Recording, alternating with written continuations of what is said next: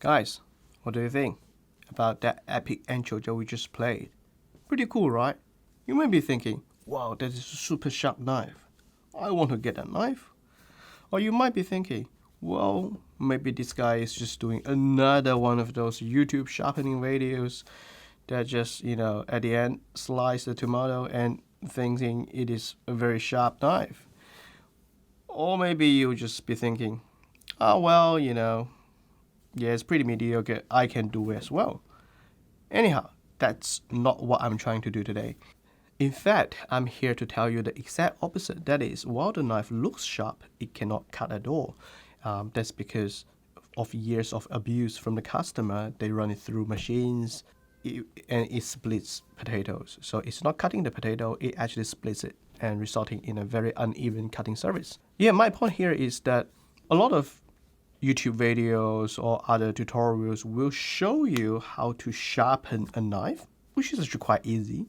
Sometimes they miss the critical information, that is, a knife also needs to be thinned. On today's episode, we will go through some of those details and hopefully you can improve your sharpening skills after watching this video. This is the knife that you saw in that epic introduction. It's a Leon's knife. I saw the knife. I love it. I have no problem recommending this knife to my customers. However, the other day, the customer called me up and say, "Hey, James, your knife stopped working." I'm like, "What?" And so I took the knife back and had a look at it. I would have to say that this is probably the worst sharpened knife that I have ever seen for a very long time. And there are a few points that I will go through with you today, but let's see how bad it is compared to the exact same knife, except this is the customer's knife. This is a new knife that's in our showroom. So let me just do the demonstrations first. Okay, so what I will do here is that I will cut a potato with these two knives.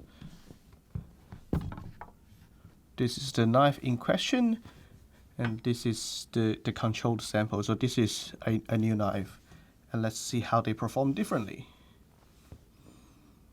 Okay, so this is new knife.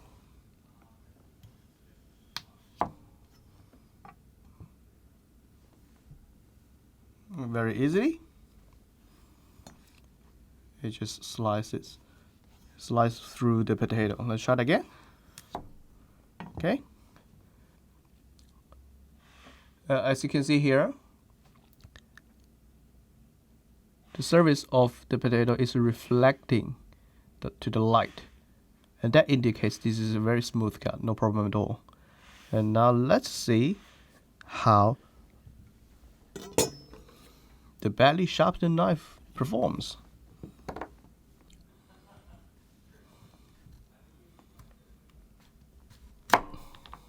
Did you hear that?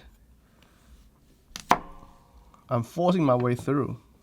Okay, so that indicates the knife is forcing its way through the potato because you see a lot of these rough surfaces. That means the knife is splitting the potato rather than cutting, and you can feel it. It's rough.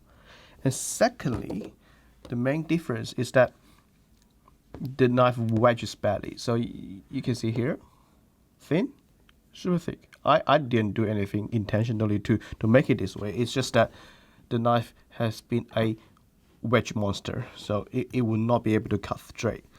And I have to do multiple slices to force its way through. The knife is still sharp because I sharpened it to be able to do that epic intro video. But if you look at its edge and its performance, it's just super bad. And let me explain to you why this is the case. Okay, so looking at these two knives, tell me what's the biggest difference that you can see. On this knife here, there is the cladding line with the core exposed. See that here? That's the core. That's where the steel is. That's what is doing the cutting, because this knife is a semi-construction knife, so that you have the soft cladding on the outside, Damascus cladding, and you have the hard steel core inside. And look at this knife. There's no core that's been exposed. So, for many years of sharpening or bad sharpening, the core gets removed, and with all the claddings right next to it. I asked my customer, what happened to this knife? And the reply was, oh yeah, we got this super expensive sharpening machine from Japan, and that was what we did to it. And looking at the knife, I'll have some detailed photo of it later, but looking at the knife is sharpened in a way that is the typical single bevel sharpening, you would say, or some people call it asymmetric sharpening, but this is asymmetric to the point that it is just sharpened on one side. So you would say this is 10-0, 9-1, something like that, probably closer to 10-0. And this side has this shiny, let's see if you can see it, this shiny little cutting edge here. It's shiny. Yeah, it's hard to focus, but yeah. But on this side, it has nothing. It has absolutely nothing. So it is sharpened on one side only. And secondly, I can tell from the knife that it has never been thinned at all. So, over the years, they would just run it through this mystery sharpening machine and sharpen it in a fixed angle. So, those, in general speaking, right, those fixed angle sharpeners being, handheld small ones to perhaps some of those more advanced options you can buy, they all have this similar problem, that is, you can't really thin the knife. And in fact, if you want to preserve the performance of the knife, you have to thin the knife. Okay, I'm trying to get focus here, but looking at the knife, looking at the choil of this knife, which is the knife in question, and the knife that we're going to fix, there's a very, very significant shoulder arised from the lack of thinning over the years. It's not that long, it's probably 2 years. And this knife here, it is the proper new factory fresh knife. Okay, so as you can see here, and if I put them side by side, right? Hopefully you can spot the difference. Okay, please excuse my bad drawing, and here I will try to explain why a knife has become thick over time. So this is a new factory edge. It's grinded properly, super thin and super sharp. And each time we sharpen, give it a bit of an angle. Let's say this is 15 degrees, right? Okay, let's say this is 15 degrees. Every time we just lift it up, sharpen a bit, and we keep the angle the same every time. We keep the angle the same. Okay. Over the years, we keep the angle the same. All right. What do you think? Would this angle here cut the same as this angle here? They are the same angle, except this has become the problem. This here. Why? Because it is now super thick. And if you want to preserve the performance of the knife, which should really be like this, okay? So this is what the knife should look like when it reaches here. But this is what we have done. So we have created this huge shoulder at around here, which is, you know, what the knife just did. The knife has other problems, but this is essentially where the biggest problem is. You know, it actually had this gigantic shoulder, one-sided, in here, that it's basically pushing the fruit, pushing the potato, and that's why it would not be able to cut. So we have to remove this and remove this to be able to, you know, recreate this super sharp angle to be able to maintain the knife's cutting performance. So how do you thin a knife if you use a stone? So usually we lift it up with an angle, but when we are doing thinning, what we have to do is we have to lay flat. We basically have to lay the knife flat to remove any of the excessive metal in here. Okay, so in here. So this is what we have to do. We can't just sharpen this little edge anymore.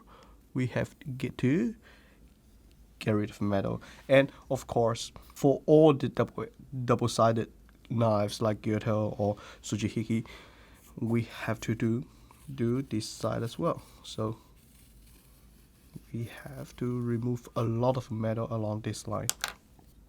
So we have to pretty much lay flat. Sharpening is like this with an angle, but when you do thinning, it is flat on this side, or maybe 1 degree. Okay, close to 0, 1-2 degrees, just to recreate the bevel. This is what we will do when we are doing sharpening. In this case, because it's been neglected for so long that we just can't use a stone anymore. I mean, you could use a super coarse grit stone, or even with our Kazar sandpaper holder with like a 40 grit, I don't know, 60 grit sandpaper to really get rid of the excessive metal. But in a professional store like us, we just use machine. Okay, let's go. Alright guys, this is the Knives and Stones workshop, and today we will use this guy here, this gigantic sharpening wheel that we shipped it over from Japan, and we will use this to thin the knife.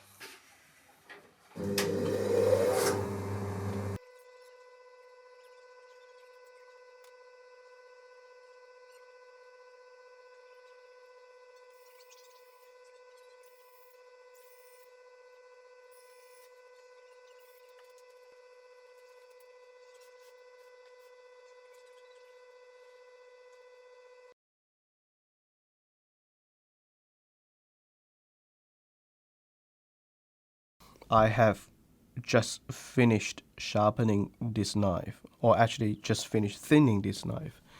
I basically just regrind the whole thing, so the knife is significantly thinner than before. I just have to spend a lot of manpower on re-establishing the bevel, thin the entire blade road, and just to remove that gigantic shoulder that we just saw before the sharpening. And let's put this to the test.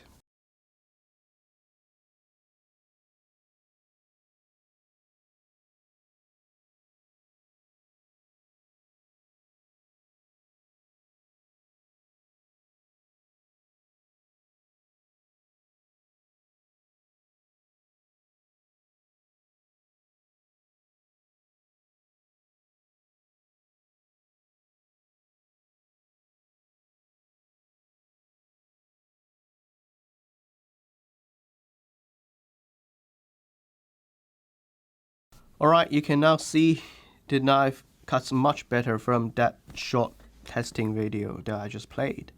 And yes, through that thinning process, we re-establish the bevel, the cutting bevel. We basically straighten the bevel, so it was, you know, on one side, and now it's right in the middle. and everything is now proper. It does took a lot of work to be able to pull this off. A lot of you may ask, hey James, how do I know when should I thin the knife, and how do I stop? In fact, that is a very, very good question, and let me show you what you should do to basically keep the knife in a good shape. Okay, so I use this new knife as an example because the other knife was just scratched all over the place. That's frankly how it is after thinning. But anyways, let's see. So where's my pen? As you can see here, when the knife came in, especially those semi construction knives, you can see this line here, right? So you can see the bright solid colored section, and you can see the Damascus cladding, and that's and in between these two parts is the line, what we call a clad line. So if you look at the entire knife, you can see this line pretty clearly, right? This is an indication of how you should keep your bevel. So when we normally do the sharpening, like lift up and do the sharpening like this, yeah, that's fine. But once in a while, as we previously mentioned, you should pretty much just lay flat like that to remove the shoulder. And our goal is to always keep these two lines around the same distance. So you can see here it's about 5 mil, give or take. So 5 millimeters, or I don't know what's the imperial measurement unit, but anyway, that is the gap that we want to keep between the edge of the knife and the clad line. So if you just always using a rod or just lift it up and sharpen, of course you will remove this section. But that's not what we want. We want to be able to see this bright part, which is the steel, the exposed steel, and we want to see it about the same distance. And if you say once in a while you realize, hey, I've sharpened enough to the point that I think I need a bit of thinning, then you have to re-establish this bevel, and then you have to maintain the distance between the edge and the clad line. Just make sure, look at that. They are pretty much parallel, even though you will see, a lot of wobbles along the way because it's a forged knife. You can see they are pretty much parallel and give or take 5 millimeter. Not all the knives are the same. There are definitely asymmetric lines, and there are sometimes the clad line on one side is taller than the other side, but that's fine. As long as you follow what's there, and you should be fine. And that's how we want to keep our knives performance over time, is that if we want to sharpen our knives, we lift it up, but if we want to maintain the performance, we move the blade roll together. So the blade roll is like this, then you move them together. You are not like doing this lifted sharpenings. This is really the principle behind thinning. Now people may ask, hey James, I bought a Damascus knife, and if sharpening the entire blade roll, then the knife will get scratched, and I'm not happy about it, and what do I do? Look, truth is, a knife is, as a tool, should be used. There are other techniques to re-establish that pretty Damascus or mirror polished finish. However, it takes a lot of time and it's not covered in this particular tutorial. But they can be done either with machine or send it back, or you can do it yourself with sandpapers, lots of ways. However, you will just have to scratch it at some point. There's no way around that. So guys, this is really it from me for today. Hopefully after watching this episode, you now have a better understanding about the two key points of sharpening a knife. First being making the knife sharp, and the second part being how to maintain its performance over time. And to achieve this, we do thinning. These are the two key ingredients of sharpening. Once you've looked after both sides, your knife will perform as good, if not better, over time. And thanks very much for watching. I'll see you on the next episode.